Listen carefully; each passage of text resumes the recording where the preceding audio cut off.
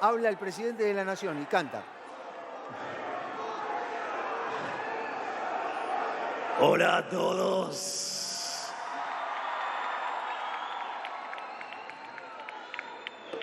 Muchas gracias a todos los que se han hecho presentes en esta verdadera fiesta de la libertad.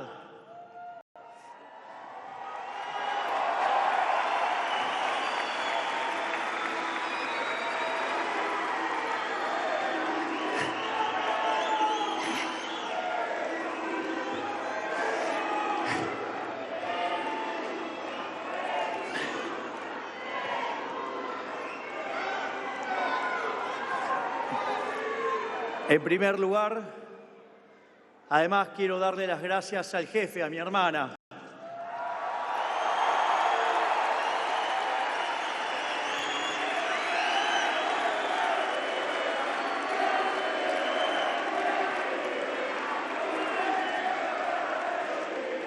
Además, también quiero darle las gracias a cada uno de mis ministros que están presentes, darle las gracias a diputados y a senadores que están aquí, digamos, festejando la fiesta de la libertad.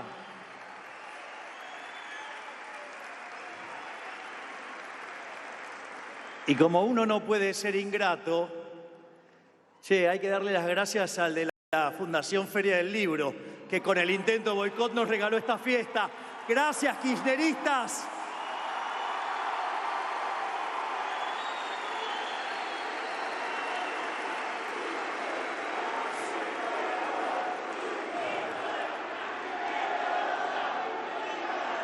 Parece que ibas a necesitar más de 10 salas José Hernández para recibir esto.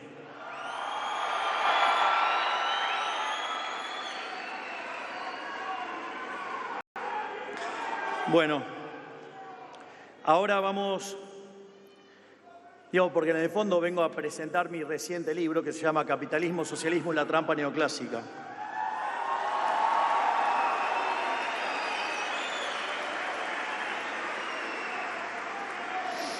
Y en realidad el subtítulo es De la teoría económica a la acción política.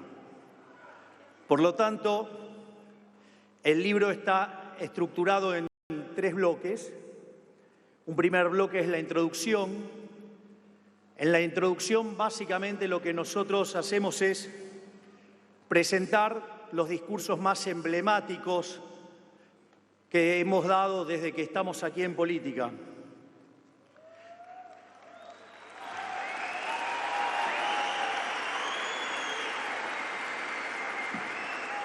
En ese sentido, el primero de los artículos que tiene la introducción es, digamos, el discurso de aceptación del doctorado de honoris causa en el ESIADE,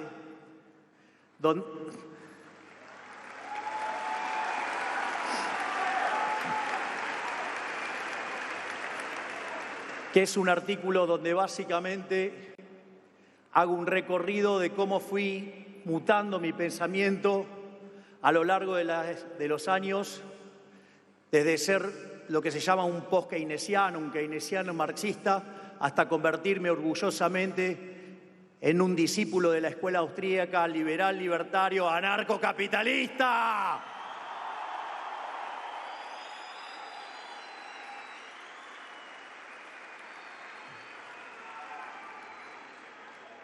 Después, el segundo artículo básicamente es la charla, el discurso de Davos.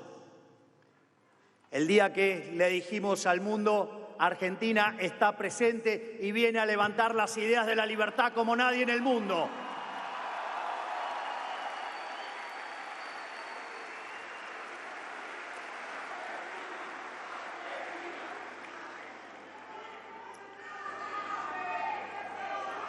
La tercera conferencia que aparece en esta introducción es una conferencia que di en CPAC en Washington, donde básicamente explico los riesgos que implica abrazar las ideas neoclásicas en materia de monopolios y a la luz de eso cómo la regulación económica termina destruyendo el crecimiento económico. Es cierto que este artículo podría ser parte de lo que es la parte 1, que son artículos técnicos, pero dada la relevancia que tuvo ese discurso y que se complementa con el discurso de Davos, es que lo van a encontrar ahí. Y por otra parte, el cierre de esta sección es básicamente el discurso de apertura de la Asamblea Legislativa. Es decir, ese famoso discurso donde fui y me paré frente al Congreso y le dije todo lo que seríamos los ciudadanos argentinos, decirles en la cara, y se lo dijimos.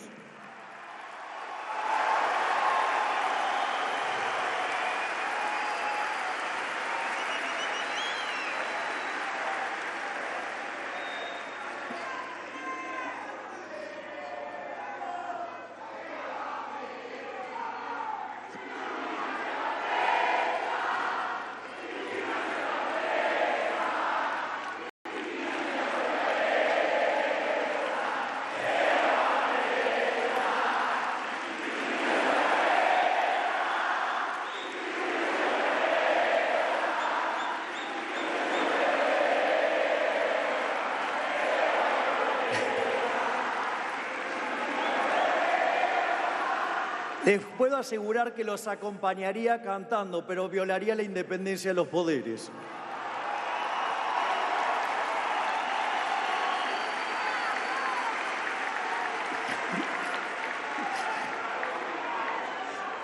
¿No les parece que ya tengo bastante quilombos?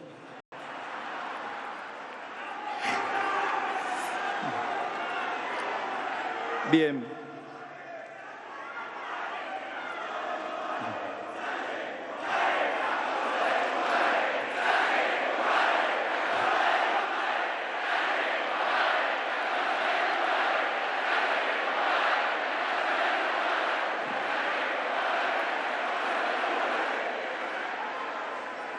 Che, pará que Mondino me va a pedir horas extras.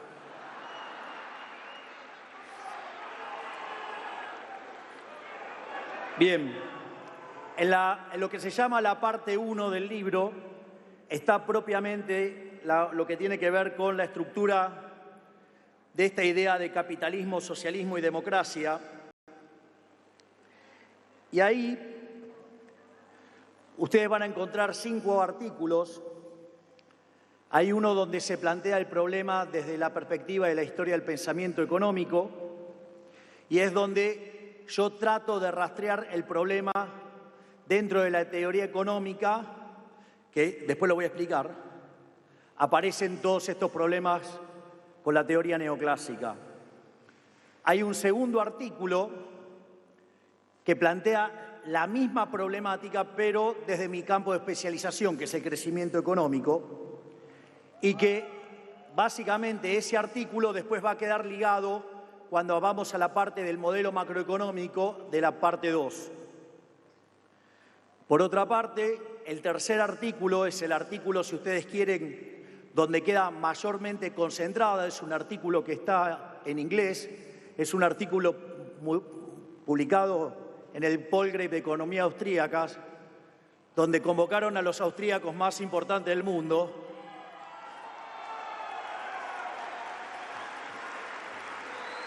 Parece que algunos que saben mucho se los olvidaron. Y por error entré yo. Y básicamente en ese artículo, digamos, va a estar, es un artículo además escrito en honor a Jesús Huerta de Soto.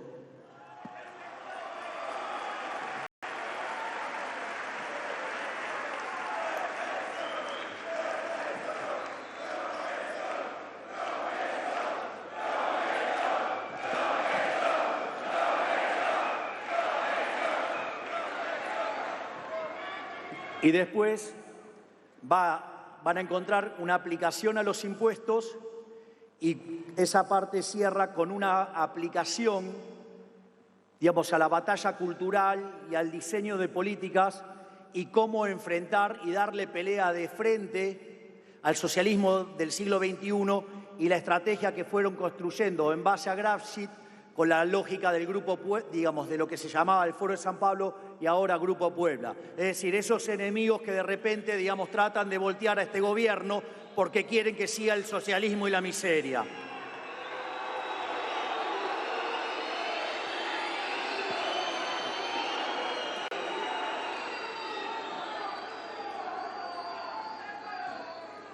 Respecto a la parte 2, básicamente lo que se presenta ahí es un modelo básicamente de macroeconomía intertemporal que sirve básicamente para entender cómo miro yo estos problemas, donde además lo que van a encontrar es que toda la macroeconomía moderna está escrita en términos de crecimiento económico. Básicamente, desde mi punto de vista, en el nivel intermedio, porque en el nivel avanzado el mejor libro es el del doctor Federico Sturzenegger, que está aquí presente.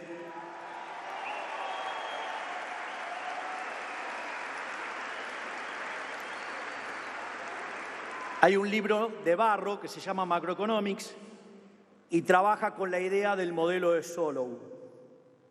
En ese sentido, yo replico el tipo de ejercicio,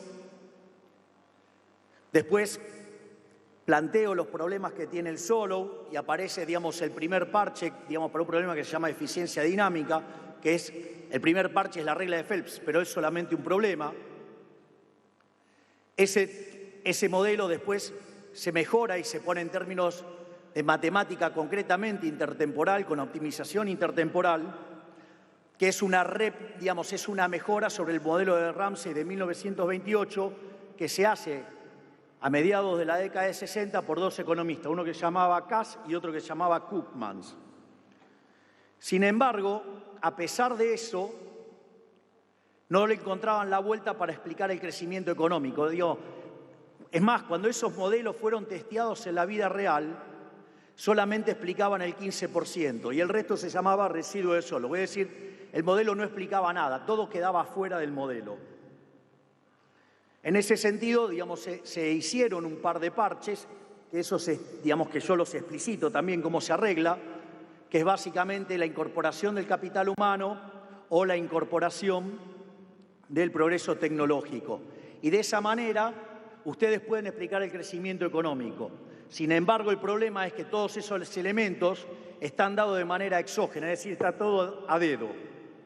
Y las dinámicas están descritas a dedo. Por lo tanto, es un parche con el cual los economistas convivimos, pero tenemos que saber que es un parche. Pero les voy a contar algo, porque mi próximo libro, que lo voy a escribir con el doctor Demian Reidel, que está por acá, el genio ese que está ahí, encontramos la solución. Así que ya le estoy avisando que el que viene atrás tiene la solución. Y después, ustedes lo que hacen es, el pensamiento económico evoluciona hacia los modelos de ciclos reales y después agotó un conjunto de supuestos para que se vuelva a parecer al Solow y quede manejable para el gran público. Pero a diferencia del modelo de Barro, que baja por el mercado de trabajo, en este caso nosotros bajamos por el mercado de capital. Al bajar por el mercado de capital no solo derivamos la demanda de trabajo, sino que además, como el capital es lo que en las empresas se llama activo, del otro lado nos queda la deuda y el equity, o sea, el financiamiento de las empresas. Y eso nos permite integrar el mercado de capitales con el mercado monetario y de esa manera queda todo integrado, dinero, mercado de capitales y el lado real de la economía. Tiene una contribución bastante divertida.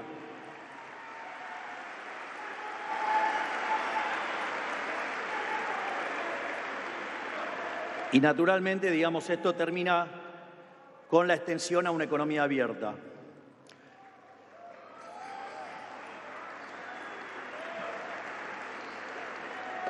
Pero naturalmente el core del libro es lo que se llama la parte 1, digamos, que justamente se llama capitalismo, socialismo y la trampa neoclásica. Entonces, lo primero que hay que pensar es, bueno, es gracioso porque algunos me dicen, Che, laburás 16 horas por día. Digo, ¿cuándo escribís? Bueno, ¿cuándo lees? Bueno, hago lo que puedo.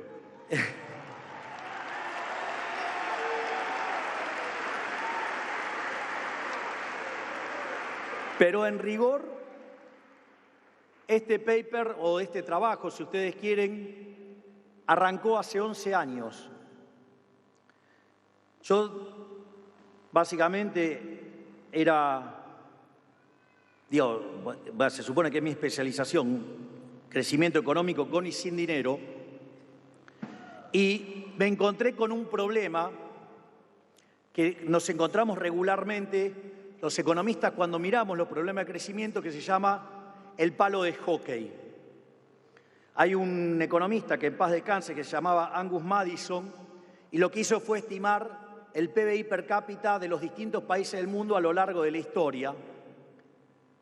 Digamos, en general podrían ir hasta antes del año 0 de la era cristiana, pero digamos, no tienen diferencia.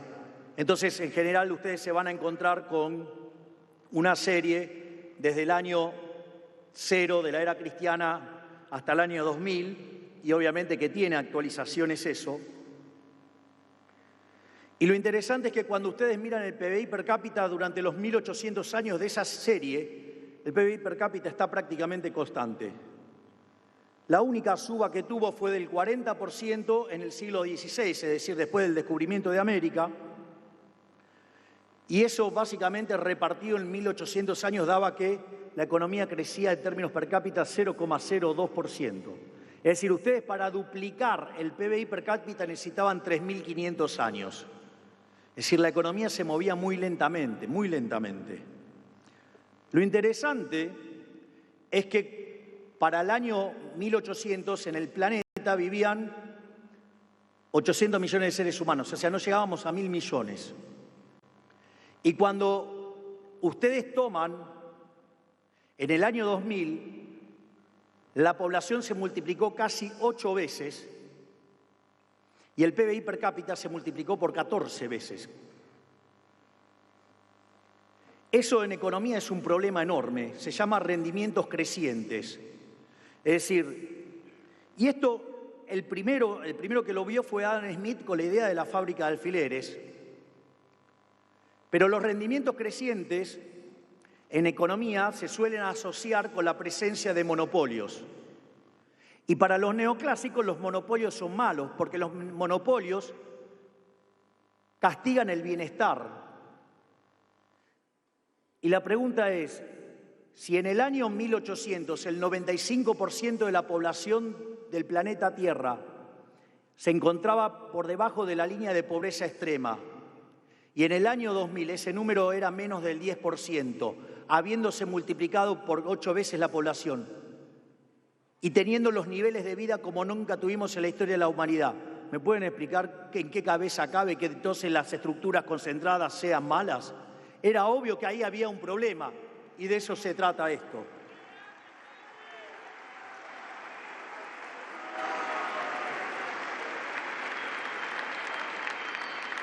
Frente a ese problema, dije, entonces tengo algún problema raro, digamos, con la micro, después de casi 25 años de dar clases de micro, digo, algo está mal. Y ahí tuve la dicha de encontrarme con un artículo, el maravilloso Murray Newton Rothbard, el padre del anarcocapitalismo, que se llama Monopolio y Competencia.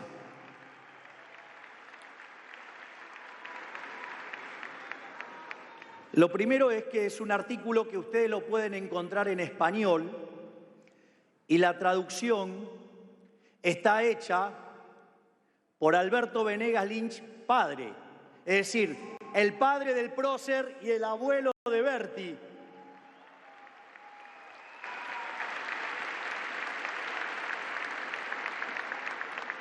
Yo recuerdo que después de 3 horas de leer ese artículo de 140 hojas, terminé de leerlo y dije, todo lo que enseñé de estructura de mercado durante 25 años está todo mal. Y ahí me volví austríaco, anarcocapitalista, todo. Fue una revelación total.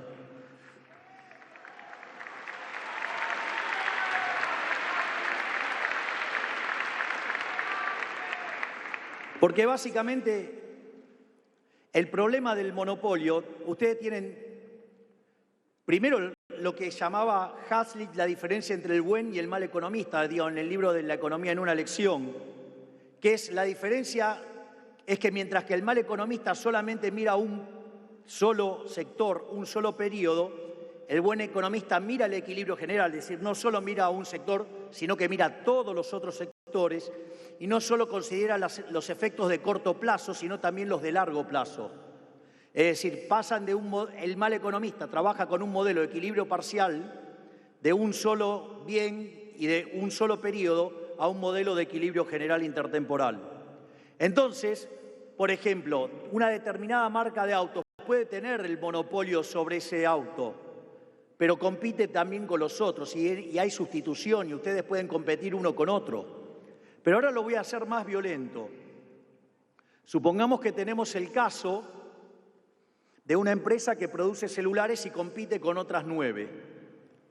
Entonces ustedes tienen ahí 10 empresas compitiendo.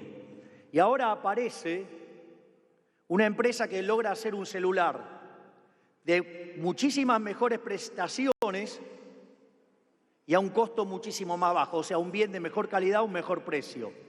¿Qué cree que va a pasar con las 9 restantes? Van a quebrar. ¿Y qué tiene de malo eso? No tiene nada de malo, es maravilloso. Si ustedes ahora tienen un teléfono 10 veces mejor, 10 veces más barato y le queda un montón de guita para gastar en un montón de otras cosas. ¡Vamos!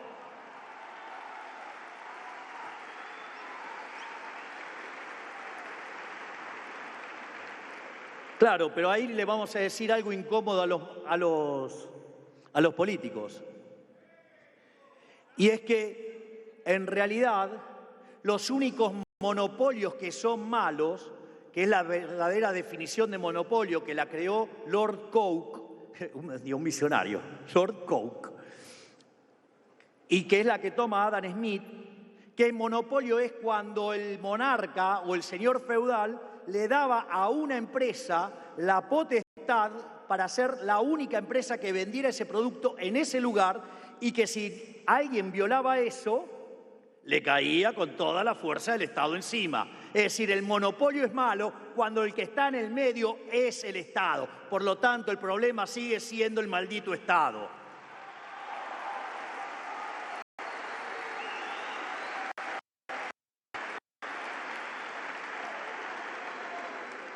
Por lo tanto, la inspiración arrancó en ese momento y era entonces encontrar dónde estaba el problema en el instrumental neoclásico. El otro elemento que tiene el artículo, porque fíjense que se llama capitalismo, socialismo y la trampa neoclásica, es decir, que el sistema neoclásico constituye una trampa. Y menciono el capitalismo y el socialismo. Y eso, digamos, lo tomo de dos autores. Uno es Ludwig von Mises y el otro es Friedrich von Hayek.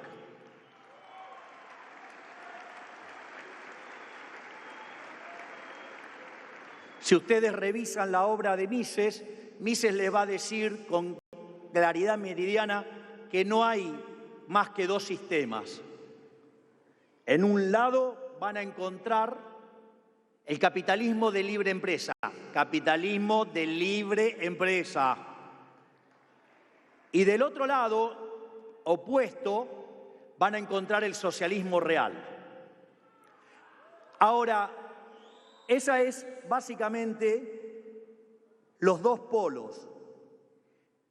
Y el otro libro que yo uso como referencia en esto es un libro que acaba de cumplir 80 años, que es Camino de Servidumbre. ¿Qué es el argumento de Camino de Servidumbre? Si pifié la cantidad de años le pido perdón, o sea, más o menos son. Mejor.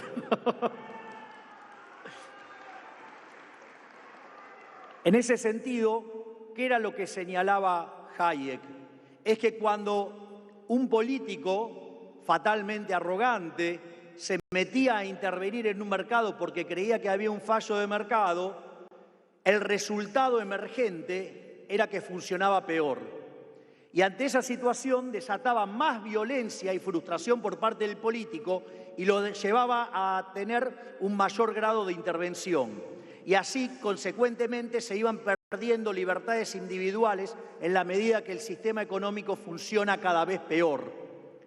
Por eso, digamos, el camino de servidumbre, el camino hacia la miseria, la trampa, digamos, que nos lleva a la miseria, el buenismo socialista, porque demanda cada vez más intervención y peor va a funcionar la economía al tiempo que tenemos menos libertad y se bloquea el mecanismo de coordinación y de generación de información.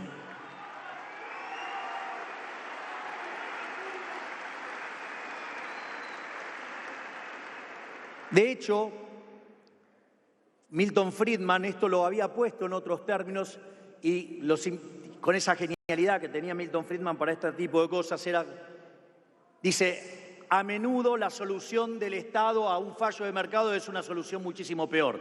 Vaya que tenemos un buen ejemplo con Argentina.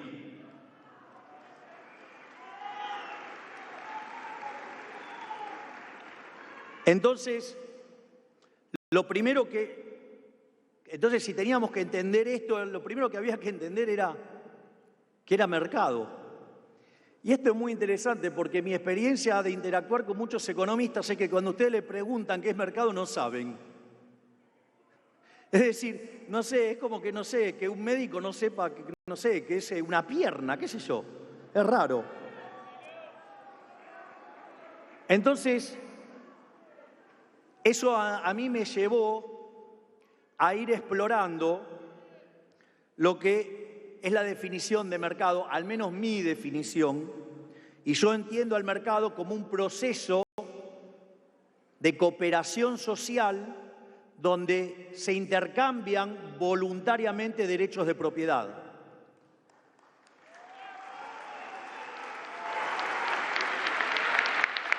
Ahora, el punto es que si entonces hay propiedad privada, consecuentemente no hay Estado, eso tiene un sentido, porque ¿qué es lo que hace el sistema de precios? El sistema de precios es un mecanismo de transmisión de señal, de coordinación y de ajuste. Es decir, cuando ustedes hacen una transacción, queda registrado un precio, ese precio se transforma en una señal que coordina a los agentes, algunos serán compradores, otros serán vendedores, van a empezar a interactuar y en la medida que oferta y demanda difieran se van modificando los precios hasta que encuentre el equilibrio.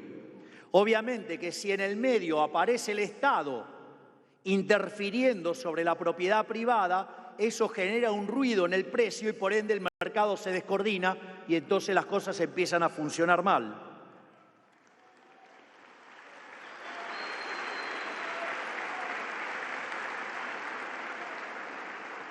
Entonces, eso también, digamos, si bien es muy atractivo, entonces ahora me ponía en conflicto con amigos. Digo, porque me ponía en conflicto con los de Chicago, que también son liberales, pero son liberales neoclásicos. Son liberales, déjense de boludear, dale. Digo, no entremos en el purismo de la 25ª serie detrás del desarrollo de Taylor, porque si no nos comen los zurdos.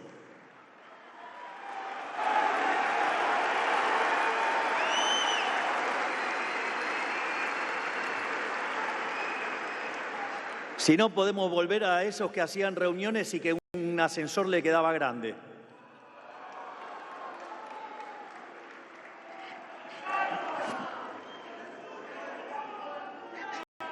Está. Che, la orla que le están poniendo a la charla está divertida, pero se supone que estoy hablando de teoría económica. Entonces,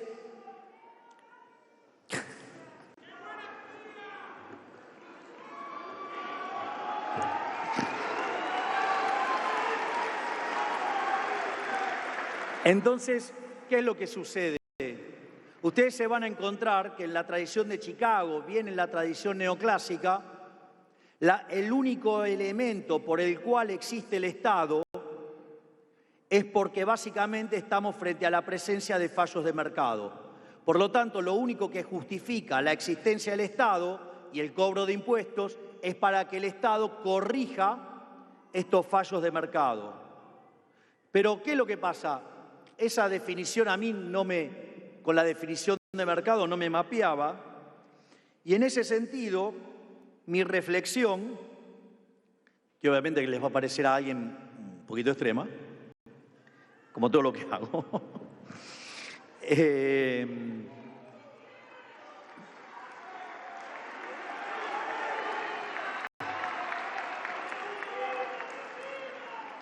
ese contexto, una de las cosas que yo digo es: los fallos de mercado no existen. Si ustedes consideran que hay un fallo de mercado, lo primero que sugiero es que revisen que no está la intervención del Estado, porque si está la intervención del Estado, el problema no es el mercado, el problema no es la gente, el problema son los políticos.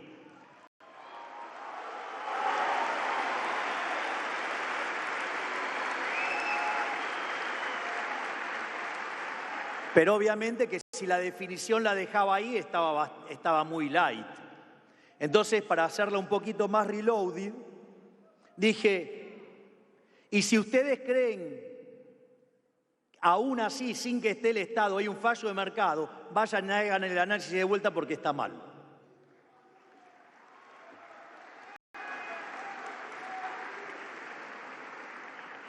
Y lo interesante es que el análisis neoclásico y los economistas, yo creo que definitivamente en algún momento, digamos, enfermamos y perdimos la brújula. ¿Qué es un modelo? Un modelo es una representación simplificada de la realidad. Ahora, si el modelo no mapea con la realidad, una cabeza normal, razonable, ¿qué hace? Tira el modelo y busca uno que mapee con la realidad. Bueno, los neoclásicos enloquecieron tanto que lo llaman fallo de mercado. Entonces, ahora hay que encontrar por qué los economistas hacen eso. Entonces, para poder encontrar dónde está el origen de todo eso, ¿qué me dice? Me fui a papá. No, a vos, a Adam Smith. A vos no. Vos y tu negocio, ¿qué haces?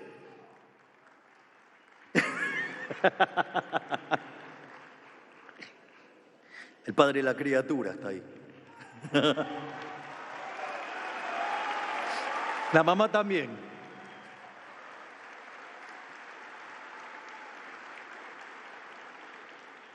Entonces, ¿qué es lo que hice? Me fui a Adam Smith. Y lo más interesante es que Adam Smith contenía un modelo de crecimiento económico. Adam Smith es a la economía lo que Gauss a la matemática, alguien que se adelantó 200 años a su tiempo. Claro, por eso, digamos, también era medio loco, no le daba bola a nadie, o sea, Gauss era bastante más complicado. Ahí voy, ya llego, pero dejen de espoliarme los títulos.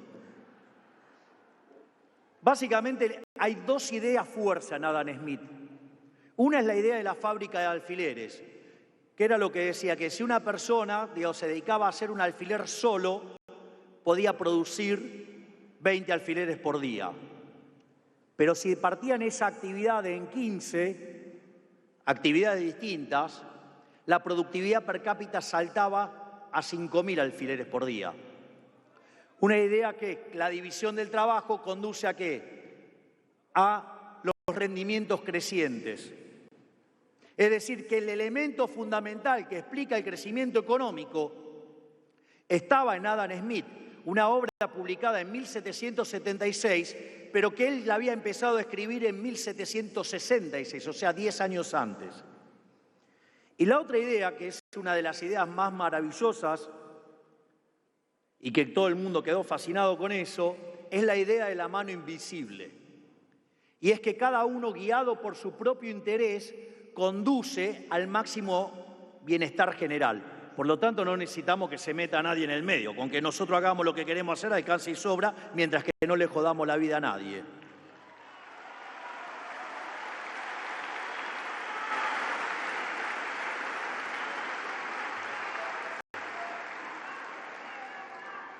Entonces, ahí, digamos, como no podía faltar el aguafiesta y que arruinaba todo y que, digamos, consideraba a Adam Smith como un loco, o sea, el que la vio, lo trataron de loco, entonces inventó la idea de los rendimientos marginales decrecientes. Era una idea bastante simple, decía, bueno, la gente llega y ¿qué hace? Se asienta en el campo más productivo. Y cuando llega más gente, va yendo a campos que son cada vez menos productivos, y de esa manera aparecen los rendimientos marginales decrecientes. Básicamente, Malthus lo que quería explicar era una cosa verdaderamente aberrante que se llamaba la ley de hierro en los salarios, que decía que en la medida que el ingreso per cápita subía, la pasión de los sexos guiaba a la gente a tener más hijos, y como tenía más hijos y la productividad marginal era decreciente, había un momento donde eso encontraba un equilibrio. Y si la población se extendía más allá de ese lugar, entonces los salarios reales se destruían y la gente se moría de hambre. ¿Y cómo se le ocurrió a Malthus corregir esto?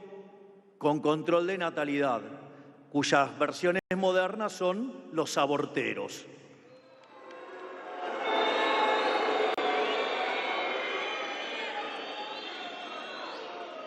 Que dicho sea de paso, si ustedes van y leen el libro de Shemot, o sea, el segundo libro del Pentateuco, es decir, el Éxodo, van a encontrar que ya en esa época era un mecanismo para masacrar poblaciones que estaban usando los egipcios para liquidar a los judíos.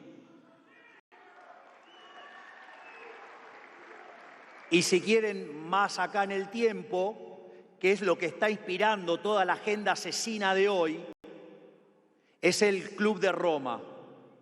Cuando se desclasifican los archivos de este hombre, Nixon, básicamente lo que se encuentra, que inspirados en todas las predicciones del Club de Roma, que decía que cuando llegáramos al año 2000 no iba a haber lugar para más gente en el planeta y se iba a producir un apagón energético y eso iba a hacer caer la cantidad de producción de alimentos y nos íbamos a morir y quedar 1.000 millones, entonces sugerían impulsar la agenda del aborto. Es decir, lo que se creen tan avanzado con la agenda del aborto es una agenda que tiene más de 3.000 años y es una agenda absolutamente asesina por un par de salames que hicieron malas cuentas.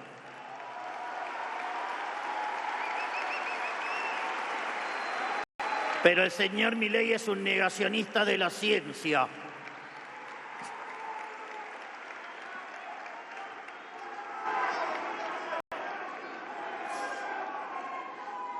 Entonces, continuó el análisis económico. Obviamente que en los herederos de Malthus está David Ricardo, está John Stuart Mill, y después de John Stuart Mill aparecen dos siniestros como Rothbertus y Carlos Marx.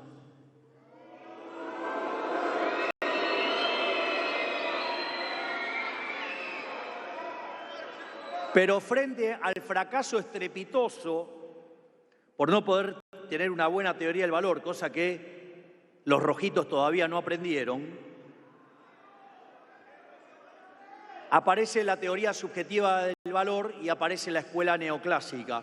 Y ahí aparecen tres vertientes.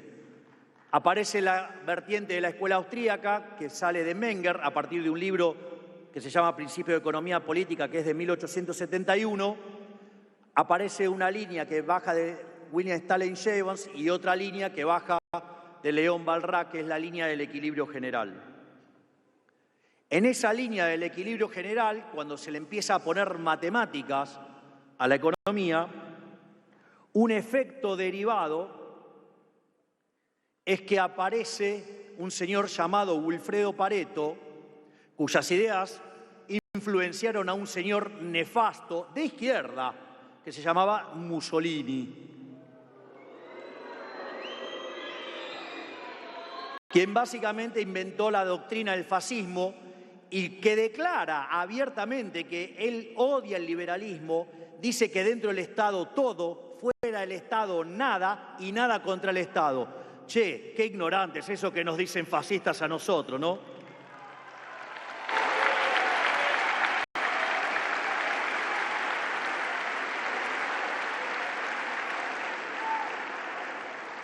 Y la idea del óptimo de Pareto era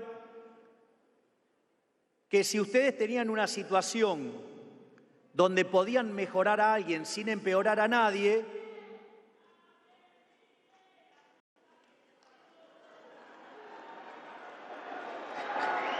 agárratela con Pareto.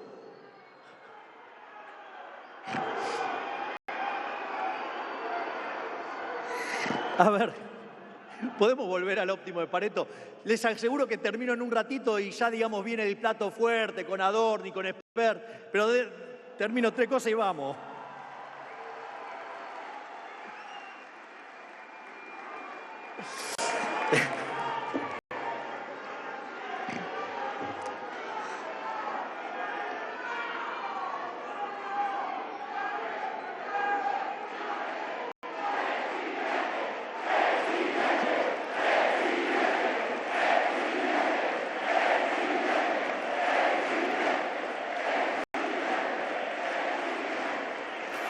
...45 minutos de discurso lleva el presidente Milei y tiene para largo.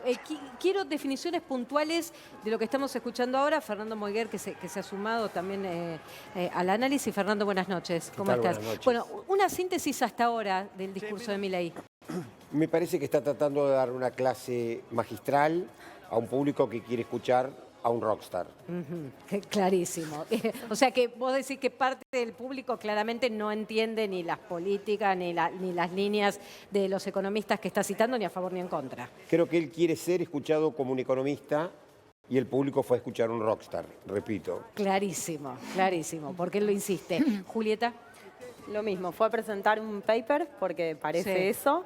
Y sin embargo lo van a escuchar y en la campaña pasaba lo mismo. No lo terminan de entender, no se termina de entender lo que dice, pero no importa demasiado en la opinión pública, que es lo que está diciendo. Importa más el espectáculo que monta sobre el escenario y la forma en la que habla. Bueno, por eso evidentemente arrancó este espectáculo cantando.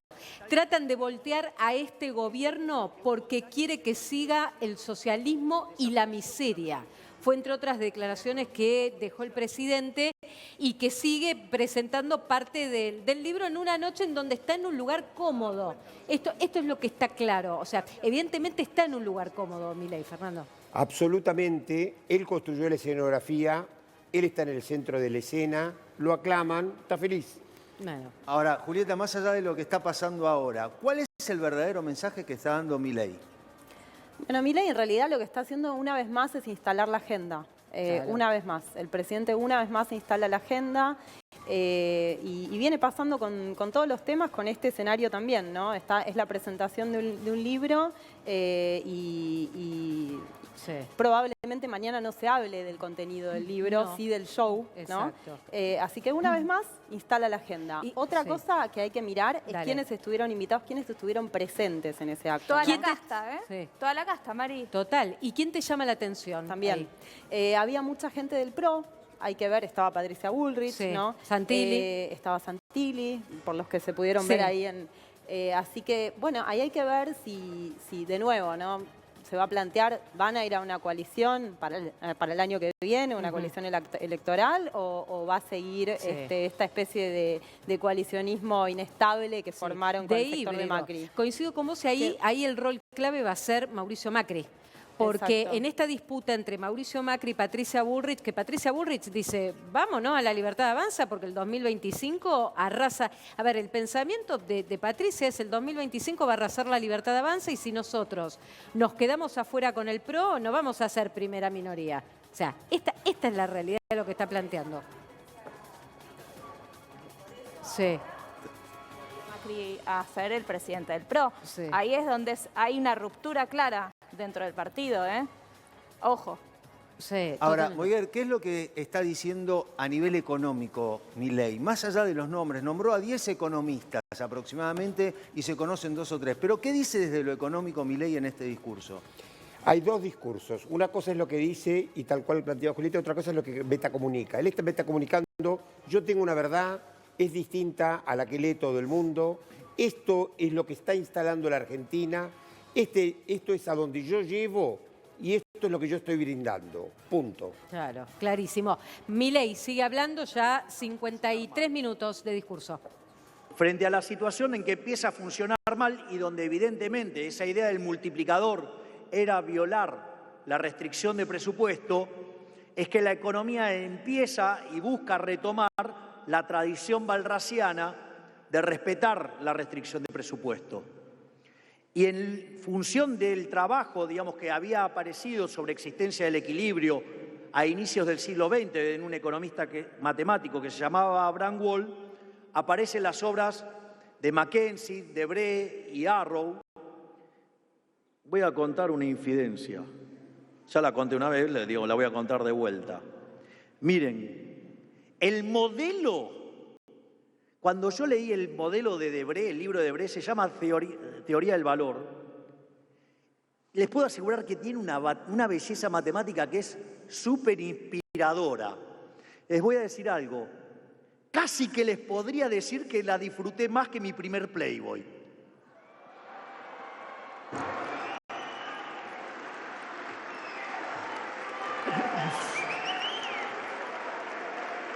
Es una licencia poética. Entonces, básicamente, ¿qué es lo que hacen esos modelos? Es trabajar sobre la idea de la existencia, de la unicidad y la estabilidad. Es decir, si el equilibrio existe, si es único y si es estable. Es decir, que si ustedes le meten una perturbación y se corre del equilibrio, a ver si, digamos, el modelo vuelve. En ese sentido, ¿cuál es el punto? Que hasta ahí no hay problema, porque necesitan armar una construcción topológica para que se pueda aplicar un teorema de punto fijo, como el de Brouwer o como el de Kakutani, según trabajen con funciones o con correspondencias. El problema radica cuando, sin fijarse, qué era lo que había atrás de esa matemática, quieren meter la idea de la optimalidad. Y cuando van a meter la idea de la optimalidad, que estaba profundamente relacionada con la idea de la mano invisible, empiezan a exigirle a esas funciones que empiecen a generar valores máximos. Y eso hace para que si yo tengo funciones de demanda que salen de maximizar la utilidad, funciones de oferta que salen de maximizar los beneficios, por lo tanto, si esas funciones son continuas en un conjunto compacto, cerrado, acotado, ¿sí? Con esas características, si la función es continua, el equilibrio existe y es único. En ese caso, y además si suponemos que los efectos directos superan los cruzados, además es estable. Ahora, para conseguir la propiedad de optimalidad necesito la maximización. Y para eso, erróneamente, la economía neoclásica le exige a esas funciones, digamos, que sean, para que tengan un máximo y que sea único, estrictamente cóncavas. Y eso es falso, porque ustedes podrían tener una función creciente y cuando saturan en el límite tendrían el máximo.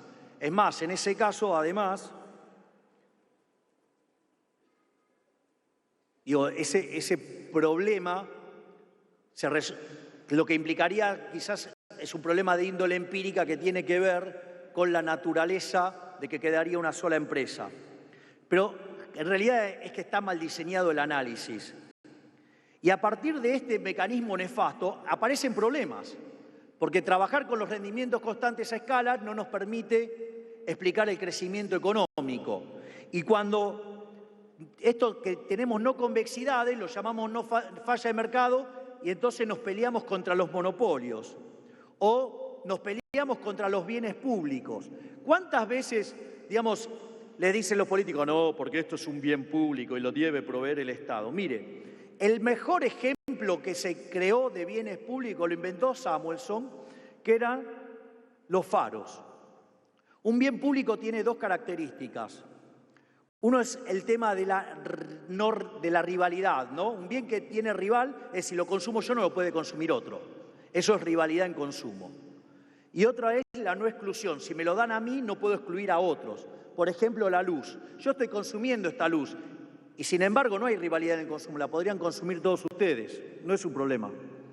Y además, el que me está dando esa luz, me la da a mí y no los puede excluir a ustedes. O sea, el faro tiene esas características. Es justamente la definición de bien público puro.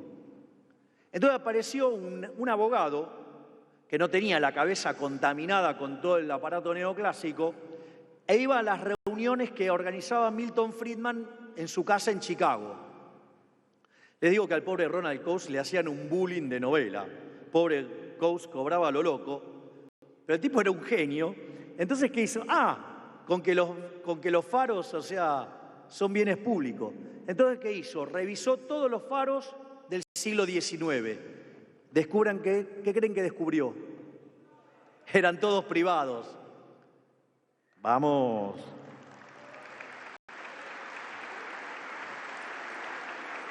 Otros problemas que aparecen son los casos de las externalidades, que básicamente también fue resuelto por Coase, asignando derechos de propiedad.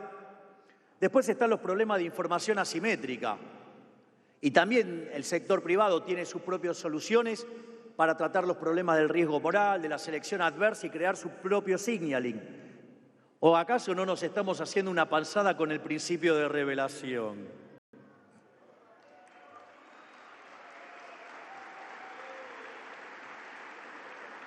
Y otro caso más es lo que se llama el fallo de coordinación. El ejemplo más claro es lo que se llama el dilema de los prisioneros, pero nadie se dio cuenta que cuando hacen el supuesto para tener el dilema de los prisioneros no pueden interactuar. Es decir, que no es que no se puede encontrar la solución. La solución no se encuentra porque en el medio está ¿quién? El maldito Estado que no los deja interactuar. Por lo tanto, si levantan ese supuesto, nada de problema del dilema de los prisioneros. Por lo tanto, toda esta idea de los fallos de mercado, porque no mapea contra nuestro modelo ideal de Arrow-Debré, lo único que hace es favorecer la intervención del Estado. Y cada vez que interviene el Estado, genera un fallo adicional en el funcionamiento del mercado que hace que demande más intervención y que de esa manera nos terminan condenando al maldito socialismo, que es contra lo que tenemos que pelear de una vez por todas. Muchas gracias.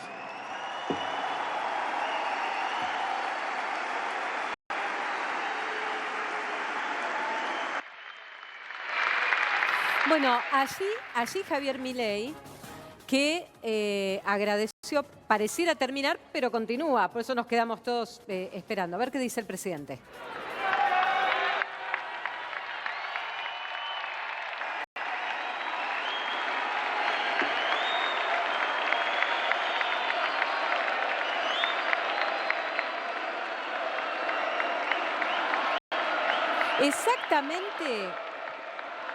Exactamente 50 minutos de discurso, porque empezó 10:15 de la noche, 55 minutos de discurso. Bueno, y ahí está también Adorni, ¿no? Sí, apareció finalmente. Bueno, pero muy buenas Manuel noches a Adorni, el todos. vocero, en el Luna Park. Claro, ahora viene el momento, La verdad la que segunda parte del show. es absolutamente increíble estar acá en este atril y con cada uno de ustedes. ¿Y qué te lo ibas a imaginar, Adorni? Que ibas a estar en el Luna Park, en el compartiendo escenario. Haciendo esto, la ¿no? presentación de una obra monumental en producción y en difusión de ideas de la libertad. ¿Qué cuánto costó? ¿Tenemos el dato? Hablan Todavía no. aproximadamente, decía Gaby, entre 8 y 10. A la 10 millones de presentación pesos. Entre 8 y 10 Capitalismo, palos. ¿Cuánto? Qué buen socialismo y la precio trampa consiguieron. Neoclásica. 10.000 El dólares. libro Sí. número 13 de nuestro actual presidente de la Nación, Javier Milei.